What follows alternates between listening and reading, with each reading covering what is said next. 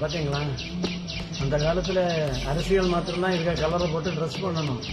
நம்ம போனோன்னா வெற்றிடுவான், அரசன் கொண்டுருவான்.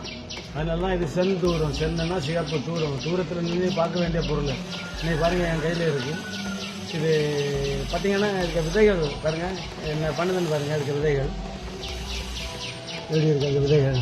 இதில் தான் கலர் ட்ரெஸ் எல்லாம் பண்ணாங்க அவங்க அந்த காலத்தில். மற்ற மக்களுக்கு அளவுடே கிடையாது. இதை நான் என் வீட்டு பக்கத்தில் தான் உட்காந்துருக்கேன். துணி துவைக்கிற கல்லில் உட்காந்துருக்கேன். இங்கே பாருங்கள், பக்கத்தில் புளிச்சிக்கோ. இது பாருங்கள் திப்பிலி நிற்கி அணை திப்பிலி. இதில் பாருங்கள் சின்னி. எல்லாமே மருத்துவமாக தான் இருக்கும், அமைப்பாக இருக்குல்ல. இங்கே பாருங்கள், அந்த செந்தூரத்தை நான் விதைகளை எடுத்து அரியலூர் விதை திருவிழாவில் சில நண்பிகளுக்கு கொடுக்கறதுக்காக ரெடி பண்ணுறதுக்கு கேரளத்தில் போய் எடுத்துகிட்டு வந்திருக்கேன். இங்கே ஒன்றும் கிடைக்கல. கன்னியாகுமரி மாவட்டம் நல்லா தேடினேன். ஒரு வீட்டில் நிற்கி அந்த 3 நாய் வச்சுருக்கா, திருடவே முடியாது. அந்த வீட்டில் பள்ளியாடி பக்கத்தில் ஒரு வீட்டில் தான் நிற்கி எங்கள் ஊரில். ஆனால் இது கேரளத்தில் போய் சச்சேன்னு கூப்பிட்டேன். என்னடா பட்டின்னு கேட்டால் ஒரு பாட்டி. பட்டின்னு கூப்பிட்டாலும் பரவாயில்ல, சரக்கு தந்தா இல்லையா பாட்டி, இதில் என்ன வேணும்னு கேட்டேன். நீ குறைச்சியில் வேணும், எடுத்தோம் பாருங்க, சந்தோஷமாக கொண்டாடுறேன். இது அரியலூர் விதை திருவிழாவில் உங்களுக்கு காட்டுறது, அந்த கண்காட்சியை பார்க்குறதுக்கு எல்லாரும் வாங்க. அரியலூர் விதை திருவிழாவை தீபாவளி மாதிரி எல்லாருமே சேர்ந்து கொண்டாடுவோம், வாங்க.